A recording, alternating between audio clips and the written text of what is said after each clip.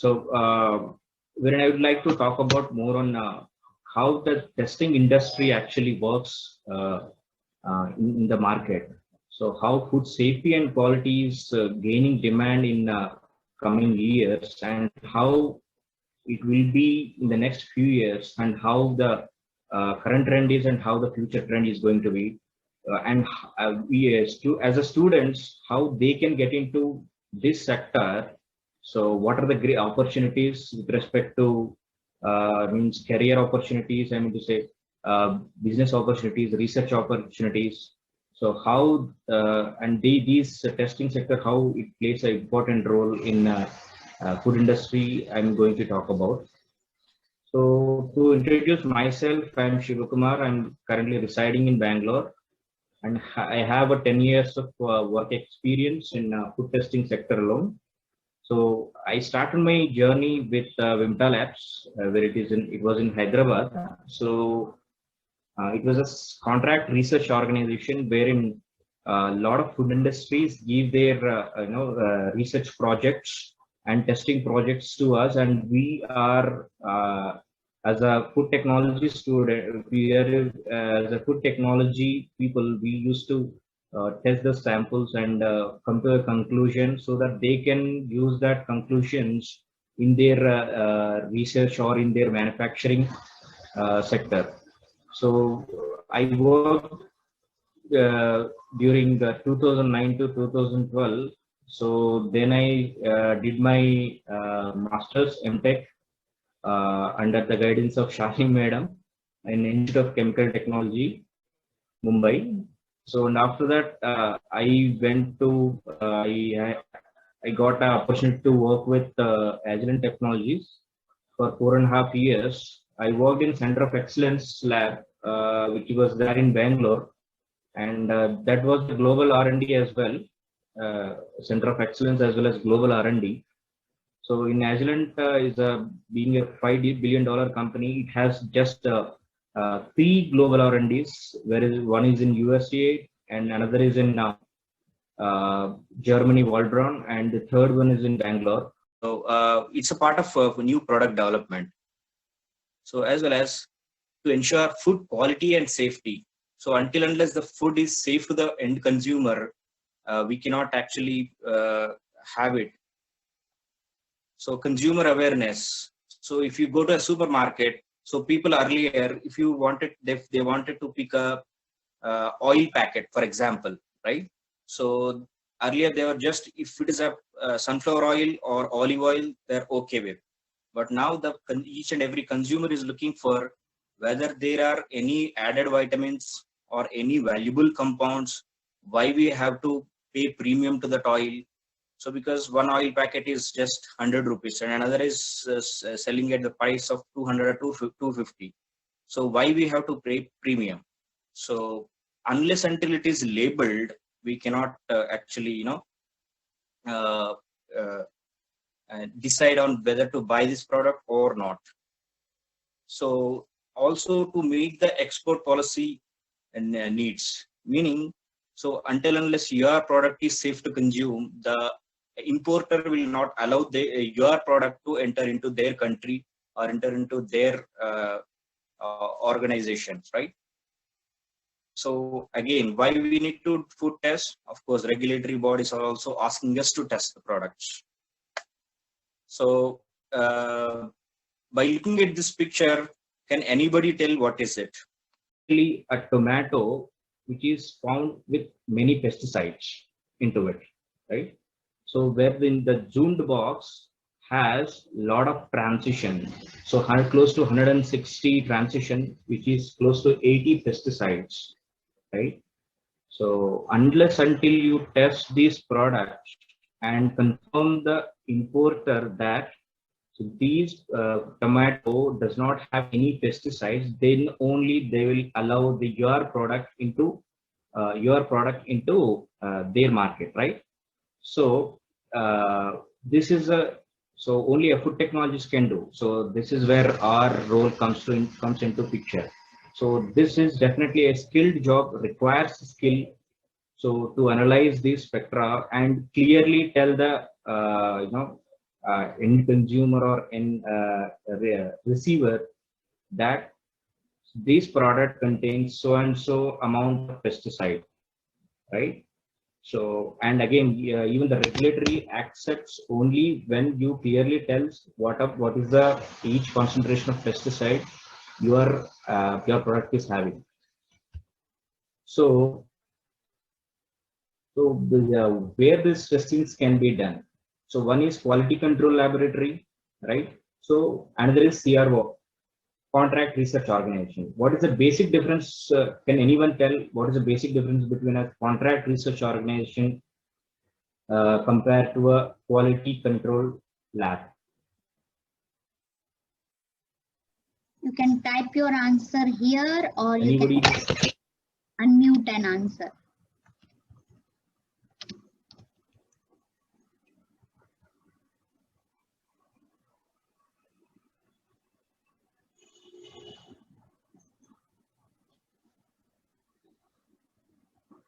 Yeah, maybe they are taking too much time. Shiva, let's go ahead. Okay, no problem. No problem. So quality control lab is something like, suppose a company is manufacturing some baked goods, right?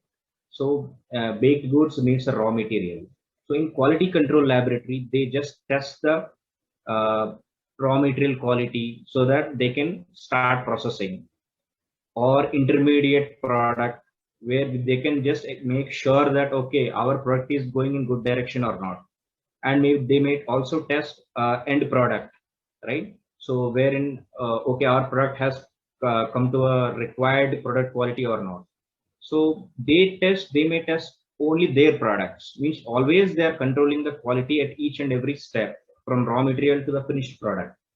So when it comes to CRO, contract research organization, so it comprises of not just ensuring the all the testing, but also giving a decision rule.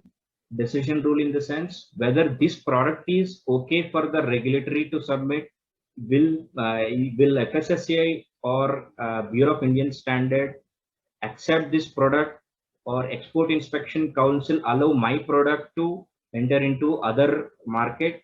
So these are all decision rules can be given by contract research organization, and it's a third party organization. Means other party is certifying your product whether it is okay, good to go or not good to go. So wherein sometimes quality control laboratory of a certain company might have or might not have a high sophisticated instrumentation, but wherein CRO, we as a CRO, contract research organization, always have a sophisticated instrumentation, and they follow the infrastructure as per regulatory bodies. So and so that is a basic difference I would like to tell you. So what I'll do is I'll go one by one and share my experiences, so as to, as a students, you can also learn what is happening within the industry and how we can go on building our careers. So when it comes to infrastructure and instrumentation, so it starts from sample preparation, right? Wet chemical or residual.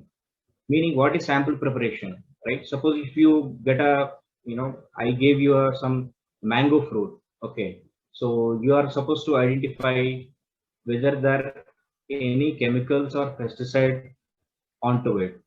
So you can't inject a mango to the instrument, right? So you have to process, bring it to some liquid, right? You have to extract with so many solvents, and you have to clean up, right? So all this you have to do. So after that only you can come to a conclusion that, okay, my sample I can happily inject to the instrument, and instrument can take up.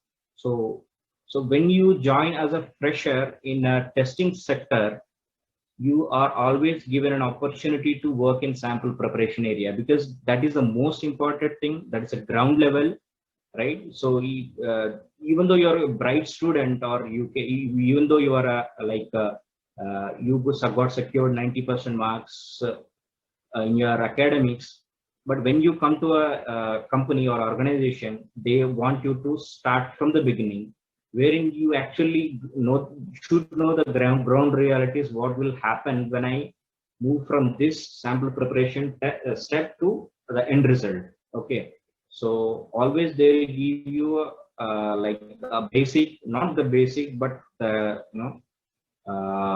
the very starting step of a testing sector. So there on from the means, if you ask me, I worked in sample preparation area itself as a laboratory chemist for close to 1 year. After that, I got a chance to work with liquid chromatography instrumentation or further instrumentation and higher advanced techniques, right? So if you see, there are multiple techniques actually. So HPLCs, UHPLCs with various detectors. For example, UV is a basic detector where you can identify a lot of compounds.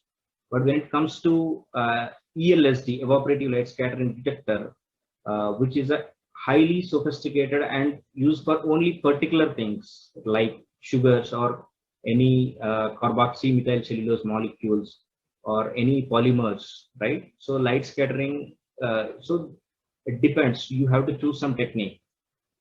When it comes to high-end techniques like QTOF and TOF, so you can go determining what is the mass of the each and every compound. Mass in the sense to 4 digits means it got a like high-end applications wherein suppose you can determine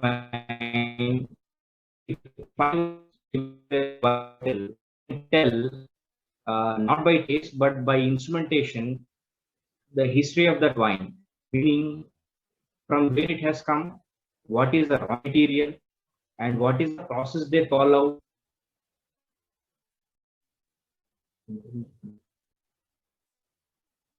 So next is gas chromatography instrumentations. So the basic difference is just there we use liquids and here we use helium or high pure helium or high pure nitrogen gases. So at the same time, spectroscopic and spectrophotometry instrumentation.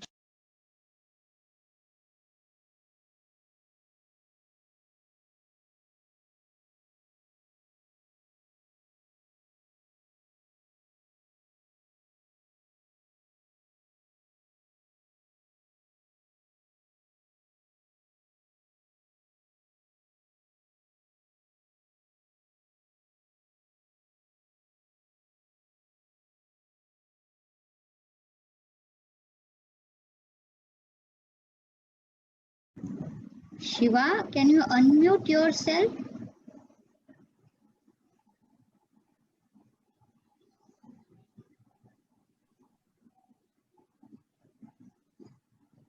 Can you unmute? Yeah. Am I audible, ma'am? Yeah, right now, but your screen is not visible. Okay.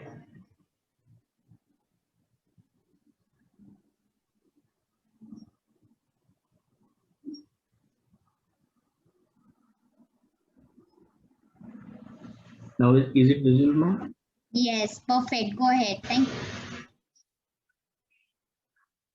So if you see, these instrumentation are supplied by many instrumentation companies like Waters, Agilent, Shimadzu, Thermo, as well as PerkinElmer. You see, these are like have their vast legacy and vast presence globally, not just India, not just US market.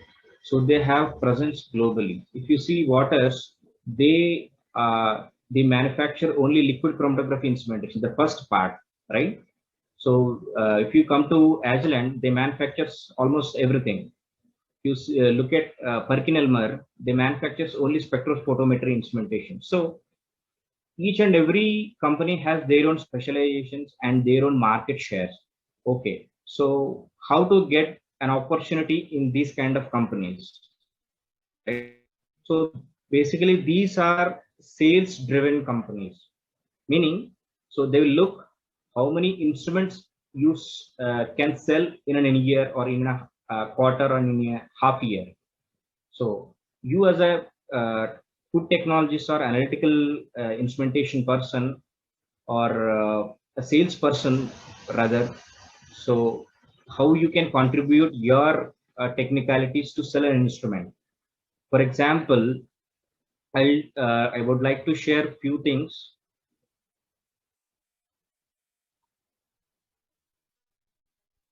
So we have developed an application note actually.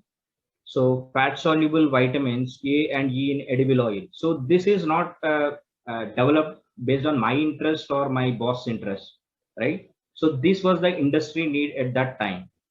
Adani Willimer company, oil manufacturing company, would like to see their vitamins, their added vitamins or vitamins coming naturally from the food source. So we have developed an method wherein it suffices the purpose of their industry. So, for example, the other one is some of water testing pesticides, not pesticides, but these are the herbicides called as Prochuron, where they have to purchase instrument close to 1.6 crores to test just this one analyte.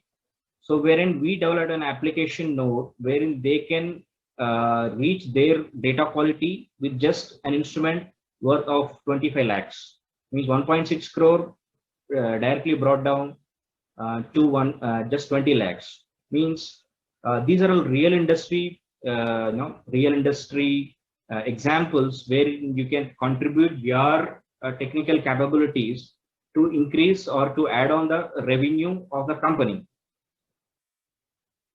So another thing is this is something apart from food technology, wherein actually this was my first application node wherein I tried on capillary electrophoresis. So this instrumentation technique, when my boss told me to this, I don't even know the instrument name. But later on, we were able to sell these instruments in multiples, close to 60 to 70 in just Hyderabad market, that too in pharmaceuticals. Because at that time, till that point of time, I was a food technology student when I entered Agilent. Later on, I was given an opportunity on this instrument wherein I learned. Uh, Sometimes you have to learn actually. Uh, Means sometimes your opportunity or your line of interest may differ with the interests of organization. Still you have to learn and put in your efforts and generate some numbers, and then you can ask for your line of interest so that you can grow in your further in your career.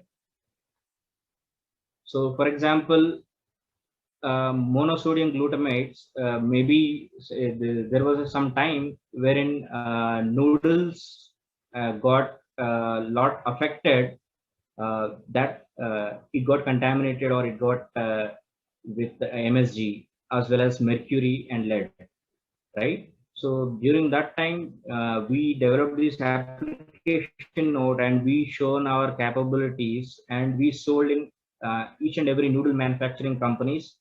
Started with Nestle, Top Ramen, Patanjali, all those. So means always you have to align with the interests of market, interests of organization, and not only just your interest, I mean to say. So each and every time you get an opportunity, you just think that this is the opportunity I got, and you have to pitch in and you have to get going. Means you cannot stop like, okay, this is the something which I don't know and how I can deliver, right?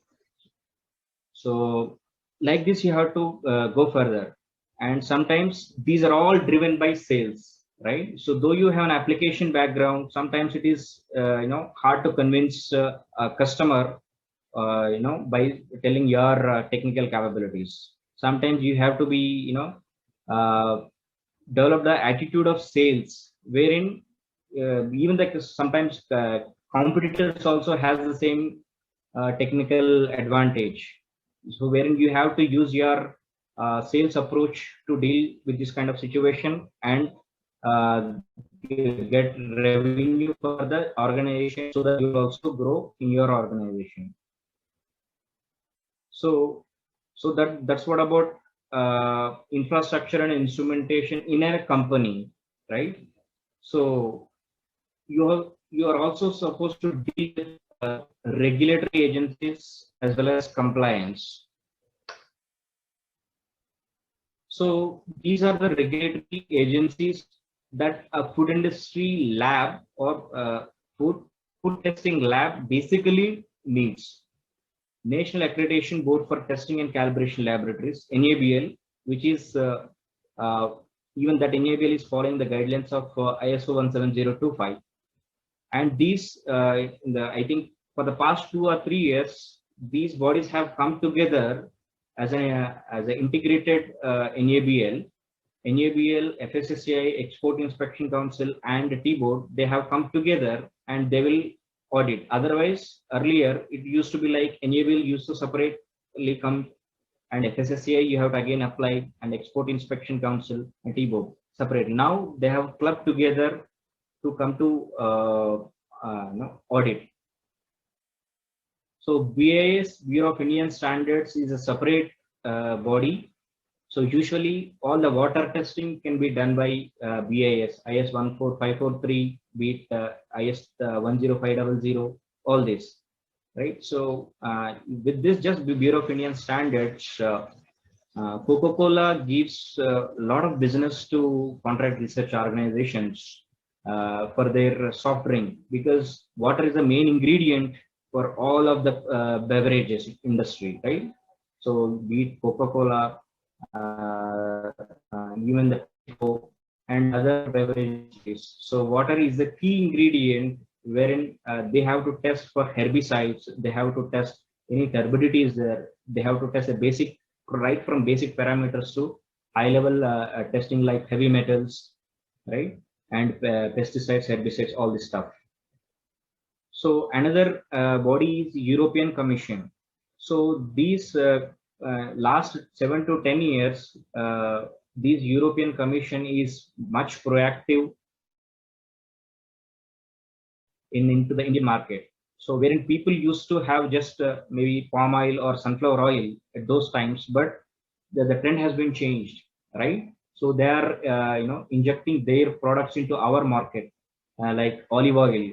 So if a person is using olive oil, maybe that person is supposed to be say that, okay, this is maybe very financially settled, that's why he's having oil which is 1400 rupees per kg, right? So people are going towards more health cautious green teas, right? So these are all this trend is set by European Commission. Like extensive European marketing has played a major role in India for the past close to 6 to 7 years. So so if they wanted to come to a new market, they definitely, without testing or without any proper justification or technical justification, they'll not enter the market. So they have set the standards, and they are expecting the same standards for our products to enter into their market. So which meaning, without testing of our products, you cannot send. So for example, one more example I would like to give you. In Andhra Pradesh, there is a coastal belt near Vizag. So this area is, they produce more of shrimps, right? Shrimps and prawns. So daily close to 1600 and 1700, lots of containers of shrimp will export to European countries. But do you think really, like without any testing, they will allow your containers into their country? The answer is no. So you have to test for each and every antibiotic substances like tetracyclines, all these sulfonamides, all this stuff, and nitrofurans as well. So testing become like integral part of our daily life actually. So maybe, and what one point of time, if you wanted to test honey, so whether the honey is authentic or not, maybe they use household techniques like you dissolve it in water. If it dissolves, it's not real honey. If it's not dissolved immediately, maybe that's a real honey. So like that kind of conclusion we used to draw. But now the scenario has been changed. You have to use a sophisticated instrumentation like IRMS, isotopic ratio mass spectrometers, wherein the carbon chain which the honey has, is it really authentic honey? So that IRMS tells you that actually. So that kind of testing is required. Even all the companies like Dauber, Imami, and Hindustani Unilevers, all of them are employing these kind of techniques to release their honey products into the market. So, last but not the least, in any industry, quality assurance plays a major role. So the role of a quality assurance guy is to organize between regulatory bodies as well as the company. So they have to obey the rules of ISO 17025, like interlaboratory comparisons, calibrations, right? So and auditings, regular audit they have to conduct within the laboratory. So they act as a bridge between regulatory bodies and the companies, right? So quality assurance guy has a very critical role in companies growth and companies revenue. Okay, so can a student become a quality assurance guy immediately after the graduation? Yes, he can become, but I would suggest you as a like my with my past experience, I would like to suggest any student who would like to enter a quality assurance, that's not a good idea. Why? Because you should have a ground basic knowledge of all testing as a laboratory person, and then you enter a quality assurance. That would be a really powerful combination. Okay, so sometimes you have to you will be given an opportunity uh, to sales, right? So don't hesitate that okay, I'm being a technical person, how I can go into sales. Maybe you have to develop that attitude. Means usually salespersons have a hunger to sell, right? So usually if you ask a salesperson, they will not tell any much of the technical things because they are lacking in that part. So and their main attitude will be इनको एक instrument तो बेचना ही पड़ेगा, इनको कुछ मेरा product बेचना ही पड़ेगा. So like that their attitude will be. So they'll talk on basis of discounts. They talk on basis of multiple visits. They'll go with multiple visits and they'll develop some relation. Sometimes these all may not work. So that's why industries are following a techno commercial role wherein a technical guy coming into sales, and they are achieving a lot actually, because a technical person is always speak in a technical language to make the customer attract towards him. He will know or he will understand the pain points of the client in a better way, so that he can that discussion will be much fruitful when it compared to a pure sales discussion. So what I mean to say is, if you would like to really enter into sales, first you enter into a technical role, get an exposure or get an experience close to 4 to 5 years of minimum. Then if you are still wanted to be in sales, you can actually rock in sales. But it's a techno commercial is something like a balance between technical as well as a sales attitude. So if you have a pure sales technical experience, you cannot succeed in a techno commercial role.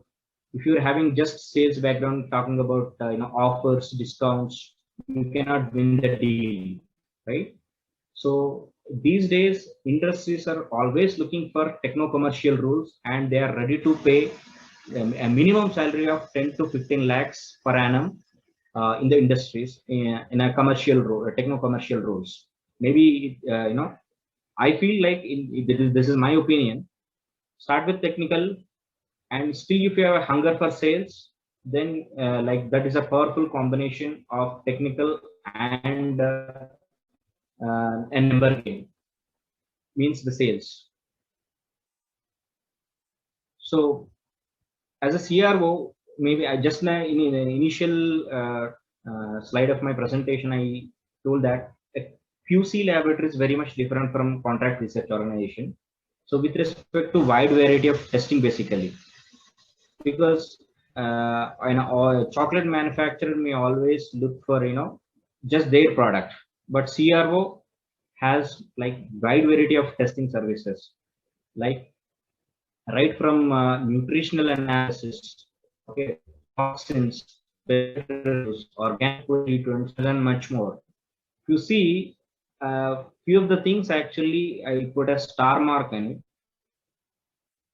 So with respect to market revenue, they got actually more demand in the food testing sectors. For example, toxins, aflatoxins, uh, the limit of aflatoxins is close to 15 ppb, means 15 microgram per kg, all put together, B1, B2, G1, G2, means it's close to 4 ppb, means very, very low, right? So to detect these kind of low toxins, you definitely need a sophisticated, high sensitive instruments, right? And not only that, so if you are, look, if you're in an industry, if you're setting up an industry which involves a lot of cereals or pulses, okay.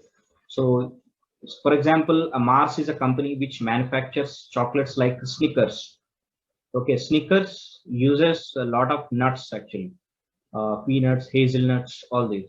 So each and every nut has to be tested for all these aflatoxins and naturally occurring toxins, and then only they can use their raw material of cereals and nuts into their final product called as protein bars or chocolate bars, right? So another interesting topic here is pesticide residues. It got a like huge market. I'll tell you in coming slide how much market it has actually. And organic pollutants. So polyaromatic hydrocarbons means the even the food industry wastage has all this pH. So you cannot just like that, you cannot throw the industry effluent waste into environment, right? So even the industry effluents has to be tested for this high toxic compounds. For example, uh, so the spinach which is growing at which is people usually growing at the sides of railway tracks has more of this polycyclic aromatic hydrocarbons, out of which the very toxic compounds are benzoypyrene. So the moment you inhale for maybe 30 minutes or 40 minutes, you can get cancer. So such kind of toxic it is. So all of these are to be tested and then concluded. Okay, this is not the product I'm looking for. So because this is ultimately, consumer health is more important and safety is more important than the business, right? So the dioxins and the volatile organic carbons. So these organic pollutants actually, because of the industrialized revolution, so these pollutants are also, increasing, and we as a food technologists, we have to control and, make the conclusive decisions about whether the food is safe to consume or not. So veterinary drug residues, as I said, the shrimps and the milk which we are consuming daily. Right? So we drink chai and coffee a lot, right? So even the milk which is coming from cow or buffalo may be contaminated with a lot of veterinary drug residues like tetracyclines.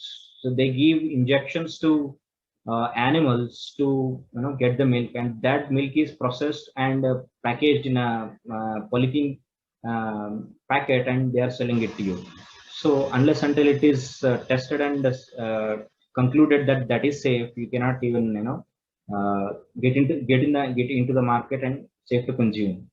And food preservatives, if you go to a any maybe fast food center, they'll add in a lot of colors and preservatives, like they'll just simply add the color to make it very bright, but is it really safe to consume? But maybe retail or local vendors may not care much about it, but as a food industry persons, uh, the food technologists, as we food technologists, we have means R&D persons develop a combination of food preservatives and food colors and artificial sweeteners, so that the end product is safe to consume. And we have to test again. It's food technologies person responsibility whether these are in safer limits or not.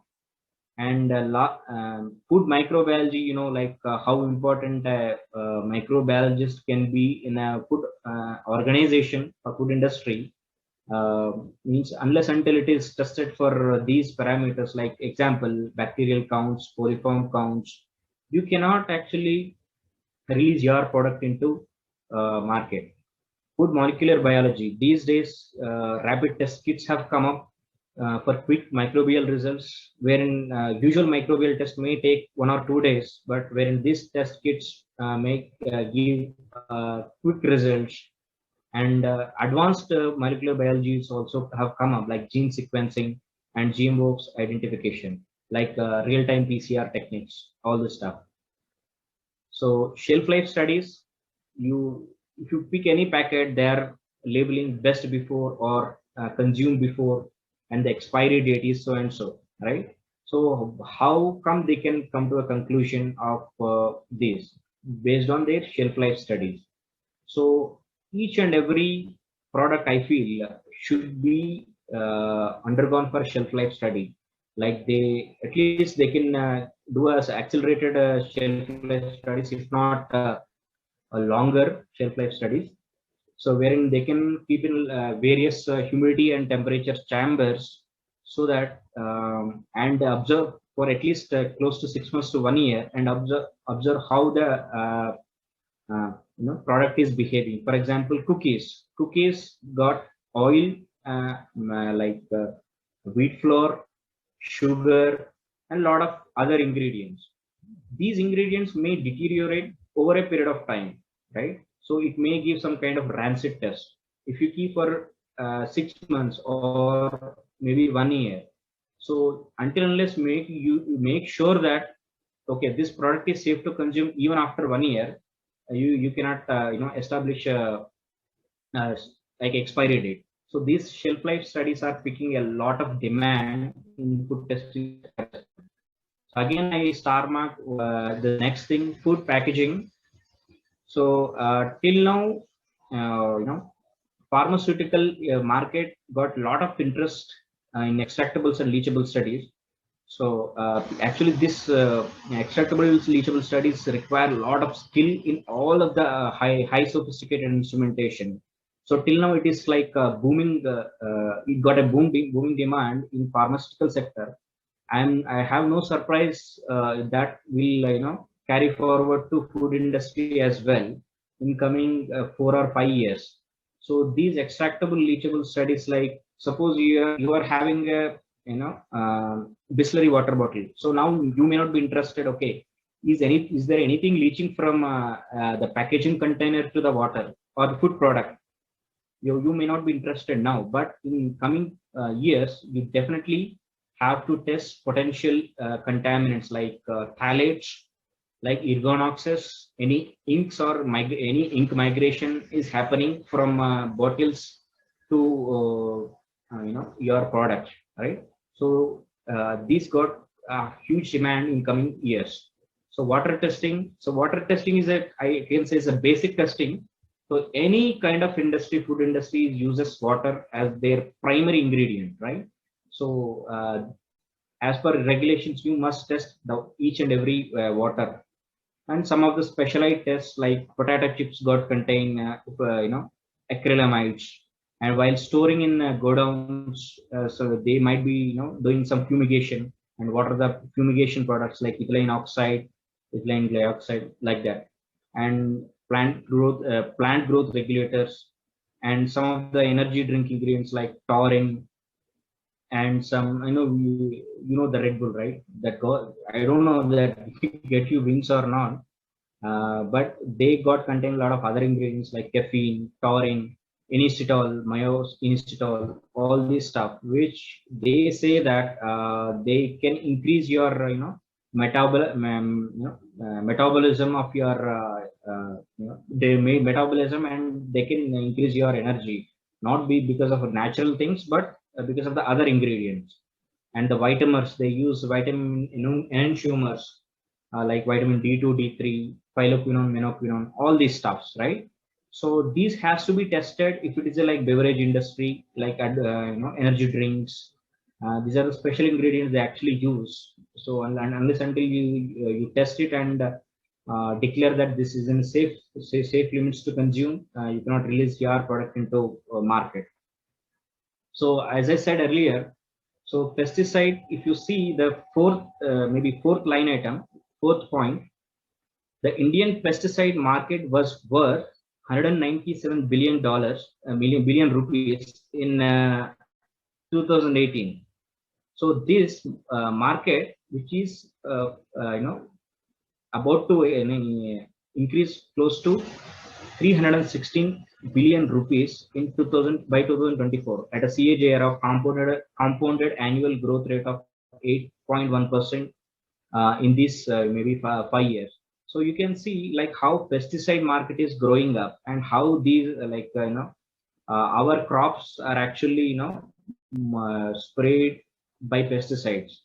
So these pesticides are should be under safer limits, so that then only we can consume. So when the pesticide market increases, obviously the food testing sector also will increase accordingly, right?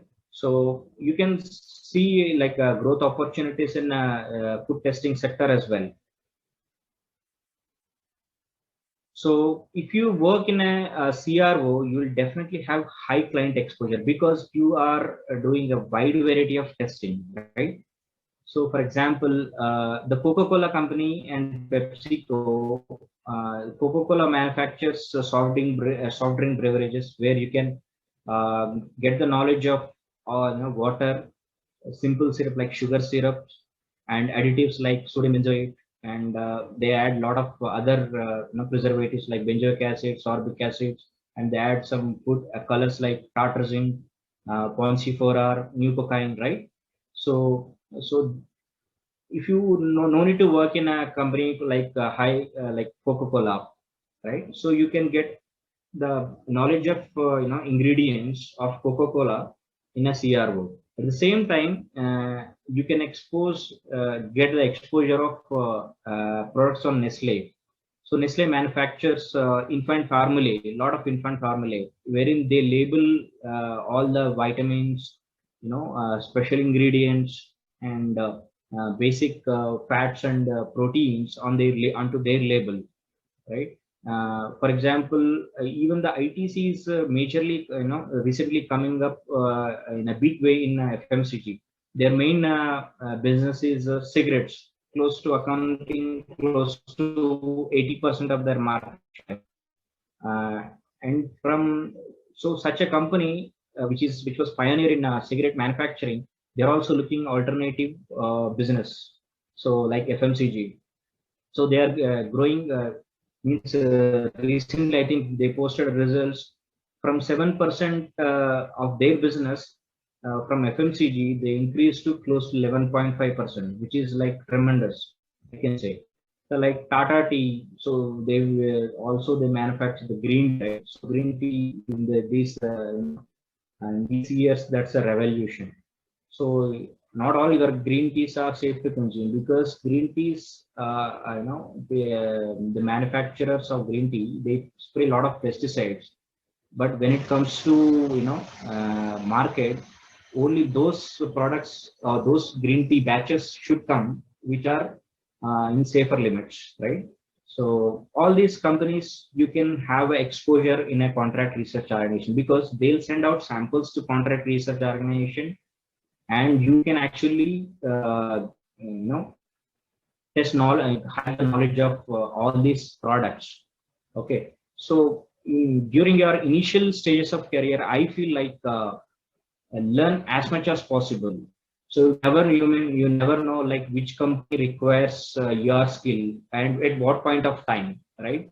So currently we are looking for a subject matter expert in extractables and leachables, and now we are looking for since past I think past 8 months, and we are ready to pay close to 15 to 18 lakhs per annum because that is the need of the hour for the market. So have you had an exposure of extractables and leachables for 1 year also? We are ready to pay. So this is why you have to learn a lot in your initial stages of your career. So maybe actually students got the like mentality like, okay, so how much package I can get?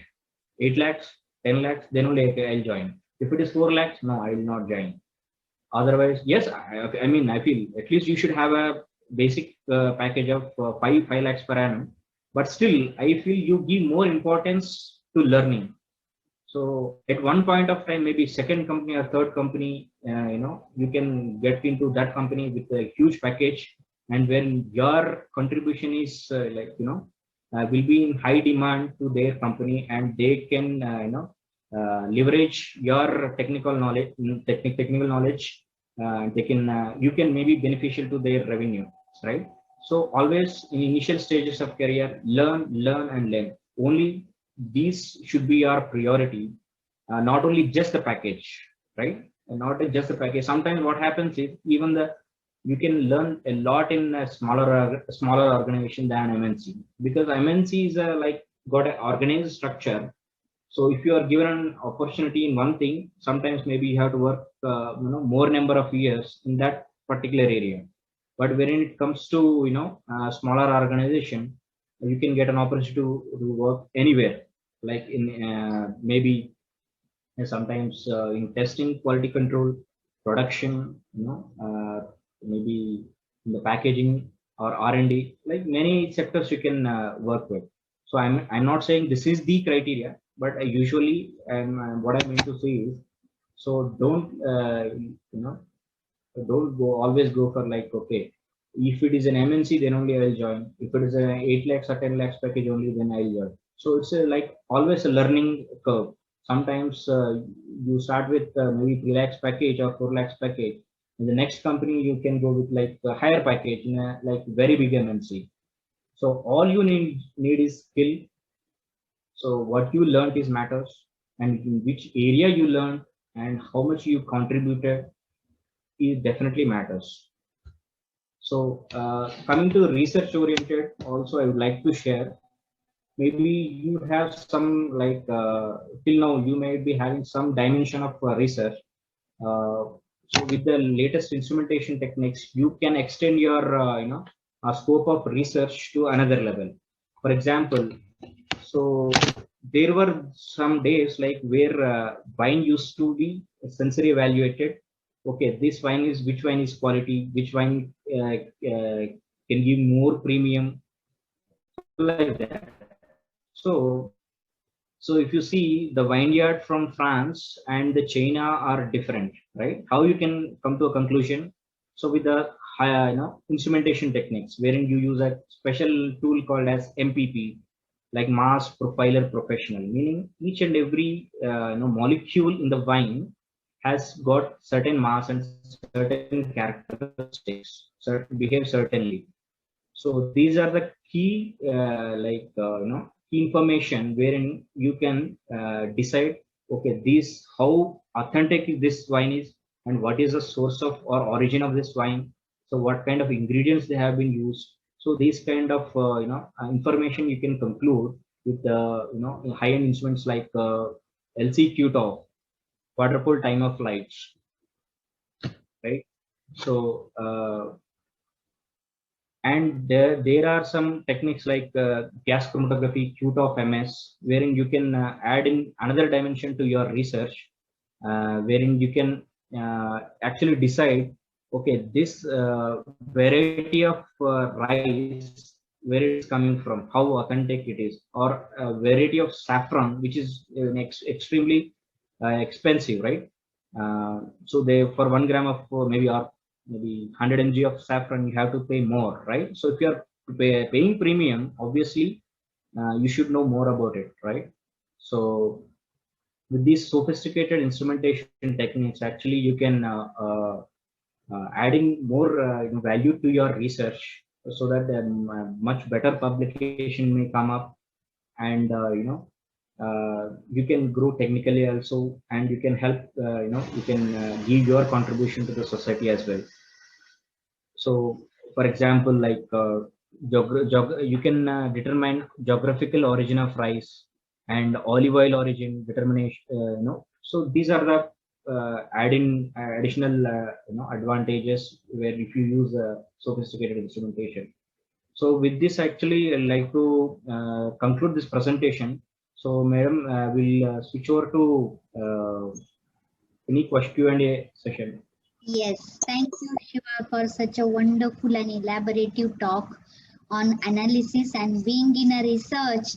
I see that the analysis of food item is so very important, and the skills, knowledge about the principle involved in use of any of the machinery or sophisticated instrumentation. So we have few questions from our very active and enthusiastic student. If you can stop sharing, I can then put that question to you. So Mr. KP is asking question to you, Shiva. Would you suggest a chemical engineering undergraduate student to do an internship in an analysis instrumentation industry? And if yes, how would it benefit to the career profile? Okay, so mostly chemical engineering is amenable to industry. So I would not suggest that. If it is a MSc graduate or food technologist with high skills in food chemistry, especially, I will suggest that kind of person with food chemistry or food microbiology or food biochemistry also. With those kind of background, I'll strongly recommend this kind of sector. But if you are a chemical engineer, it is better to go to a manufacturing sector, wherein you can apply your chemical engineering principles or chemical engineering knowledge. That will actually better for you as well as for the industry. Okay. There is one more question. You have a very beautiful exponential graph, and after your graduation itself, you have started working in the testing laboratory, like a testing as a quality testing and safety as a career subject or career focus. So what would be your message if suppose our fresh graduates would like to choose as a quality testing or quality safety analysis? What quality, inherent quality or developed quality that they need to build upon or empower? Do they need to undergo some training program which can enable them to enter into this vast and very beautiful area? Okay, so if you would like to join a food testing sector, I would like to give you a simple message: read chemistry a lot. Chemistry, chemistry, chemistry. So because in day-to-day activity, you are dealing with a lot of chemistry and a lot of molecules and lot of analytical thinking. So I would like, if you are a really chemistry lover, this is the best place for you. Food chemistry person can really enter here. That is first thing. And second thing, if you would like to go to the instrumentation as well, apart from testing, so you should have the analytical chemistry skill as well. Analytical chemistry meaning chromatography, mass spectrometry, nuclear magnetic resonance. So with these, actually, not only in food industry, you can have other industry exposure also. I would like to give some my past experience with related to this. So we have gel permeation chromatography. We have tested carboxymethyl cellulose molecular weight for one food customer. Okay, so that was in year 2015. In 2016, a query come up from Apollo Tires. So Apollo Tires, they use some synthetic polymers in tire manufacturing. Okay, so they are using some costlier techniques, wherein for one single analysis, they have to spend close to 70,000 to 1 lakh for one analysis of sample. Okay. So having the experience of analyzing or determining the molecular weight on GPC, gel permeation chromatography, so we extended the same scope to tire manufacturing those synthetic polymer molecular weight determination, and then the costing of for analysis reduced from 1 lakh per sample to just 1,500 rupees with all the compliance. So with this simple technique, we have sold our instruments in all of the tire manufacturing companies like MRF, JK Tires, Apollo Tires, SRF Tires. You can name it. We have our instrumentation. So this is means you cannot even restrict up to one level. Okay, if you know the analytical chemistry, you can extend your technical capabilities from food industry to other industries as well, like pharma industry and energy sector. A lot of things, like because polyaromatic hydrocarbon, just now I said in water we'll test. Not only this, but in waste management, like effluent sector, and transmission oil, like transmitters, they develop upon continuous boiling, they develop some polyaromatic hydrocarbons. So in that energy kind of sector also you can actually enter. So what I wanted to try say is, if you just know food chemistry, food biochemistry, and analytical chemistry, so you can very well succeed in food testing sector as well as in other sectors also. So this is the greatest advantage you have got. Wow, that was possible only. No shortage. Yes, you could explore that for other companies also, and great contribution. Shiva, one last question I would like to ask: what would be your message to MTech a student who are doing this analysis in the laboratory like research institute, including Institute of Chemical Technology and other places? So while doing analysis, what would be your greatest message for them to do accurate analysis using any sophisticated instruments? Okay, so first of all, I'll start with maybe PhD students. So if you are using, means if you are publishing a paper with like basic tests, it definitely has some value, but I'm not denying that fact. But if you are using a high sophisticated instrumentation, wherein you add like other dimension of mass spectrometers or any chromatography parameters, then those will add more value to your research. And you can get journals, you can publish your papers in high impact factor journals as well. So that kind of message I wanted to give to PhD with respect to just testing. Coming to graduates and undergraduates as well as MTech graduates. So here there are two things. So if you are really a chemistry guy, so you wanted to explore a job market, so you can very well enter all of the testing contract research organizations as well as even there was some point like where industry was very big and they have very small quality control lab. Now the things have been changed. If you see Nestle, they have set up a huge facility for R&D as well as quality control testing in Gurgaon, Manesar. If you see Mars, they also have set up a huge facility in Hyderabad. So the things are changing gradually. All the MNCs now started the hi-fi testing labs. So you can very well enter if you are a chemistry guy. And suppose if you are a chemistry guy as well as you are good at sales, for example, so then you can very well enter into all the instrumentation companies. You have the very bright future, I must say, because technical and commercial, means techno-commercial background can give you the best jobs in the industry with respect to instrumentation sector. As I said, Waters, Agilent Technologies, Thermo, they are ready to pay you, starting package of 10 lakhs per annum, and you can grow up to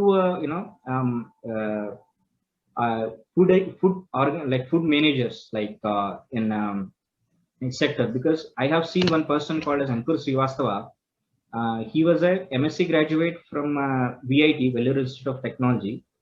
With just 5 years of experience, he grown from a regular salesperson to marketing program manager, India country head within just 5 years. We can see the exponential growth. All he had the quality of technical as well as commercial. So means if you go to a customer, if you are a salesperson, you will just talk about discounts, offer. So client will not agree. So if you say 20% discount, why not 50%? You give it. So otherwise, if you are a technical person, you give the value, you give the technical value to your product, and then you reduce the discount and get the deal within just maybe half an hour. Sometimes a 15 days visit by a salesperson is more worth than a 5 minutes say visit by a techno commercial person. That's what I mean to say. So if you are a technical as well as a sales commercial person, so that is a powerful combination. And graduates, even though you are a BTech graduate, you can pay in double. You can pay in double-digit lakh salary. That's what I meant to say. Wow, thank you so much, Shiva. Such a insightful, inspiring talk on the food tasting and quality in the food industry. I think it's a very good area to explore, and our students should take an opportunity, build and empower themselves, and it is possible. And you are a real life example wherein did your BTech in food technology and then MTech, and then now you are, after working with such a big industry like Agilent, and now you are a senior scientist in Wipro who is handling food testing and food quality, which is important and required in all the food industry. And no time nowadays you see so many entrepreneurs coming and starting up their food testing laboratory. So what is your that opportunity, what is your message on that opportunity? Can our student fresh graduates start their own food testing laboratory? Definitely, ma'am. They can start very well, because I'll give you a simple example. As I said, coastal part of India, near Vizag, they got a huge potential on shrimps export. So one of the person who worked as a regular scientist in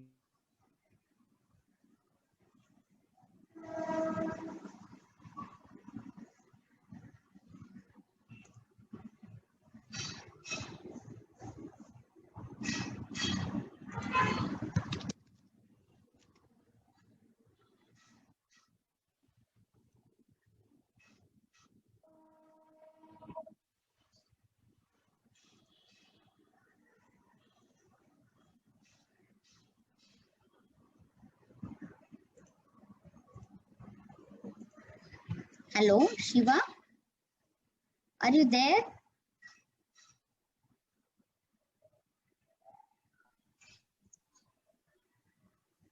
Am I audible now, ma'am? Yes, you are audible. In between the internet had gone. Yeah, please continue. So telling is, so he exited lab and he started his own lab. So he's making to 5 crore per month. So can you imagine? So from a regular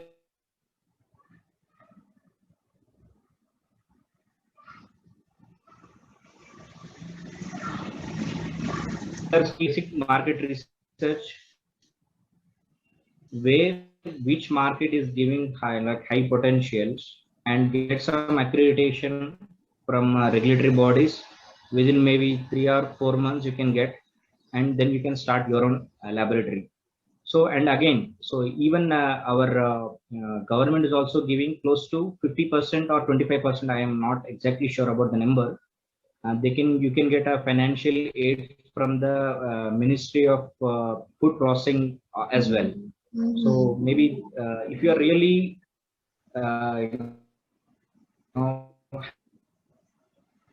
have an idea, because it's very easy actually. Yes. All you need is some technical skills as well as some commercial skills. Absolutely, absolutely. also. Yeah, thank you. We Thank can you. establish. Absolutely. It's a very good area to explore, and I urge all our students to explore this untapped opportunity wherein so much could be done. And I'm so, surprised, and I'm so happy that a person can, with this can uh, earn 5 crores, such a big, untapped Yes. area and opportunity. And right now there is no competition in this area, so student can take benefit. And yes, a person like you are there to inspire and motivate. And in case any of you would like to get connected with Shiva, he will be very happy in future also to address some of the questions that comes into your mind related to food testing and quality.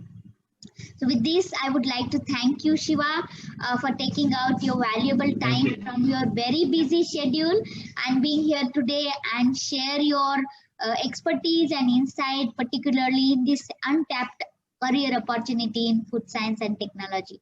Thank you so much. And I thank you all the students for asking very nice questions and being here today for such a long period of time. Thank you, everyone.